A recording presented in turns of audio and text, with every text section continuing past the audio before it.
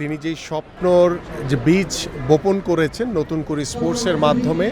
আমরা আশা করি যে আমাদের এই প্রথম নতুন কুড়ির যে প্রথম আসর, সেই আসর থেকে আজকে যেমন আমরা কারাতে এবং জুডোর বেশ কিছু প্রতিভাবান খেলোয়াড়কে পেয়েছি,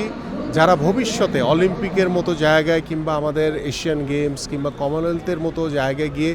তাদের ভবিষ্যৎ স্বপ্নকে বাস্তবায়ন করার জন্য তারা স্বপ্ন দেখছেন। তো সেই জায়গা থেকে আমি মনে করি যে আমাদের শুরুটা করেছি আমরা জিরো থেকে। সো আমরা পর্যায়ক্রমে আস্তে আস্তে করে আমাদের যে কাঙ্ক্ষিত লক্ষ্য যে অলিম্পিক, সেই অলিম্পিকে আমরা হয়তো বা 5 বছর কিংবা 10 বছর পরে গিয়ে আমরা সেই স্বপ্নটা দেখব। বাট আমরা শুরুটা করেছি এবং শুরুটাকে ধরে রাখতে চাই এবং এদেরকে যাতে হারিয়ে যেতে না হয় এবং এরা যাতে যারা